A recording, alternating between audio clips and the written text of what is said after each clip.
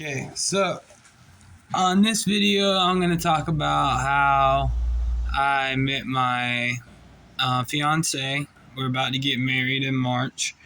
Um, if you watch my channel, you know we have two beautiful children together. Um, I'm going to talk about losing a child and what that's like, and that kind of brought us together. Um, my the mother of my first two children unfortunately um, is no longer here on this realm. She's in upstairs. I don't know about guidelines. I don't want to get banned or kicked out of here or something. So yeah, she unfortunately passed away. And when I was in prison, I lost both of my children. To not to the state, but to Ariana, the mother of my two children's mom, who was an ex DCF worker. Who kind of like the way it happened was really weird. She lied to Ariana um, on her first court date about what the court date was, and she had her address at the time, and she had signed temporary custody over to her mother, which her mother was very controlling. When she was 18, she was still not allowed to be out past dark. She would try to run Ariana's whole life, wanted her Facebook passwords and stuff, even though she was a legal adult. And just because she was living on her house, I understand now as a parent, yeah, maybe she was a little over controlling. But I understand now as a parent, as I grew older, why she was doing those. I mean, I was too young to be having children. I was at a bad point in my life. So I have to live with that, the rest of my life. But here's what happened and why it's wrong and how I met my girlfriend and how this all ties together. She lied to Ariana about the court date and took Ashton, my first son, from us. Then we had another child, and she didn't have anything to do with that child. She never even seen that child. And I went back to prison for 6 years sentence on this time, so altogether I did 10 years. And she passed away while I was incarcerated, only about 2 years into the sentence, I think, or a year into the sentence. So they asked me what I would want to do with my child, because there was nobody out there to take care of him. I said, well, I want him to live with his brother, but I would want my parents to be able to see him as well and be able to be in his life. My mother is a fifth grade elementary school teacher, and my father is a self entrepreneur.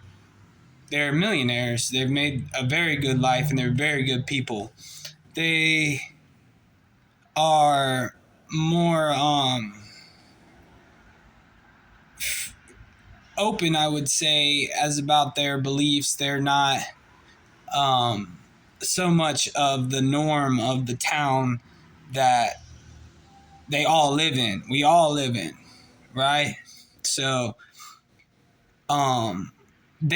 she went to court and lied about my father smoking weed in front of the child, which he would never do. I didn't even know my dad smoked weed until I I was like 16. I was smoking weed before I found out my dad smoked weed. So she lied about that. And my dad said, all right, you got me. Obviously I smoke weed. I wouldn't never smoke in front of the child. And that was the first time she ever brought Ashton over to see their grandparents, all in the same town. And so she lied and said that my father was smoking weed. So my dad stopped smoking weed, and uh, he went through whatever he did. He took a drug test, passed, did all this stuff so he could get visitation, and then she said, after this is all done, I'm not gonna allow you to see the babies anyway. So she doesn't care that if Ashton has what Ashton thinks or the kids think at all. It's obviously all about her and what she thinks. And so, boom, later on down the line, her daughter, my ex mother of my two children, she passed away. They take the kid away. Boom, all this stuff happens. And then I get out. And I have my two beautiful children that I have now. I work for UPS. I've completely done a 180 in my life, you know? Like, I could do whatever I want with my life at this point. The only thing that is holding me back is my record, and it's not holding me back. For the decisions I've made and the way I've built my life, it doesn't matter about my record.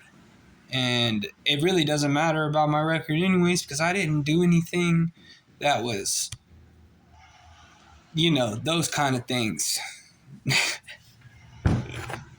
The stuff to make you on a list where they need a red dot on your house or something, That's that type of list. I never did nothing like that. I was just a young kid and I was crazy, and I let the system railroad me. And a lot of the time I was innocent. About 50% of the time I was innocent. And you can look up my case laws to prove that right now. I fought it in court, and I have stuff to prove that they did this stuff. It's crazy. All the crazy things that happened to me in my circumstances that put me through this crazy life where it came across all these weird people, and it just made me realize I don't want to be like that. I don't want to be like those people, And I don't really have a lot of friends now, so that's why I'm sitting here YouTubing. So if you're like me, though, and you've been through the same thing and you can relate, you can reach out to me at any time in the comments, and I'll get in contact with you, and we can talk about whatever you want to talk about. I'm here. So, anyways, I'm going to talk about how I met the mother of my other two kids, now the ones that I have currently. When I met her, I was getting out of prison, obviously, for after 10 years. And we obviously, things went pretty fast with us. We just hit it off really fast, and I don't think there's nothing wrong with that. Like, she lost one of her children because she had a case plan, and I'm gonna just say the system is not designed for men. It's not designed for anyone. It's really corrupt. They will take your kids and give them to some lady that can't have kids in a corrupt way. They do that. This is reality. There is corruption everywhere, and it's sickening. Because how are you gonna do this about kids? You're taking kids and selling them. It's ridiculous, and it needs to be addressed. But anyways, I'm trying to do all I can for my first kids now. I'm about to try to petition another DNA test, but as you know, I was incarcerated for a very long time. I never claimed paternity on my first one. I did on my second one. Now I have my third one. Now it has my last name. Same with my fourth one. But JD, lost her son, and her husband had actually passed away too, but in a very unfortunate way. She was a domestically abused. The whole relationship very severely bad, like horribly domestically abused to the point where all of her teeth are knocked out. Her jaw is dislocated, been dislocated multiple times. She's been through it, broken bones and stuff. But he unalived himself anyways, and so she went through that trauma, and they put her in jail for a Walmart. I know you've seen that documentary on Netflix where they locked the girl up for stealing from Walmart, and she didn't steal from Walmart. Yeah.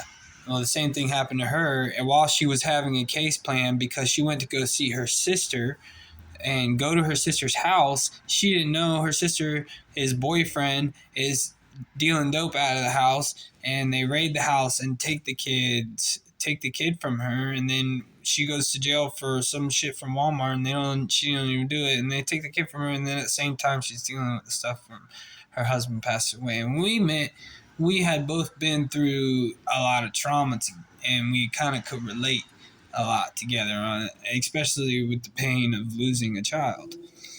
And not physically, well, yeah, losing a child, right?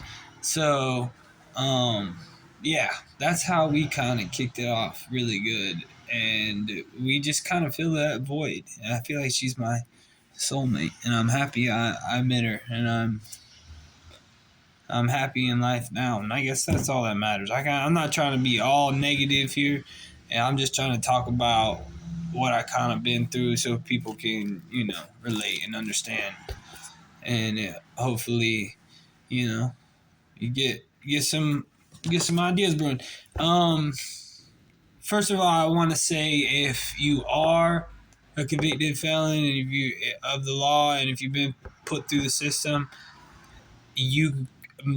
my best thing that I say that you could do is, one, become an entrepreneur, and two, go work for UPS or something, a company that allows convicted felons, because are open to people like convicted felons. UPS drivers make $130,000 a year. I am trying my best to become a UPS driver. I was taking the classes and I had a kidney stone, so I did not go through with the classes. At that time, I was going through surgery, and it was just a bad time for me. But I'm gonna pursue that again. I still work for them, but I'm gonna pursue that again. Yeah. So I'm gonna be driving here soon. I got my own place. I'm paying for it, a mortgage. Hopefully, I'm about to pay it off here soon and get an Airbnb and rent this place out. And that's my plans, man. And if you've been through some bad stuff, just know, man, you can get it back, man. You can get it back just like that. Life is life can, you feel like you lose everything and it can never be gotten back. I know that feeling. I felt like that when I first got out, to a point where I was like, wow, I wasted my whole life. Like, what am I gonna do now? And you just really gotta keep your head up and keep staying persistent on something. Find your niche, and stay persistent on it and manifest that shit, man. And manifest that into a reality. If you think it and you work hard enough on it, it's not, no, if you think it's just gonna happen. That's where people all this say it, write it down 3 times before I go to bed and all this shit. No, man, that ain't gonna happen. What you need to do is work your tail off until you acquire what you get, And that's all I'm going to say, man. I'm going to come up with a cool catchphrase for all my little videos that I do in the living room right here. I think I've got like 3 or 4 of them where I talk about life and stuff. But if you like it, you like it. You don't, whatever. I don't care. If you don't like it, you can put it in the comments and I'll read it and I'll try to stay open-minded. I'm not going to be that guy that gets mad and tries to get some kind of YouTube beef or anything like that. I'm not looking for that. So, anyways, holla at me.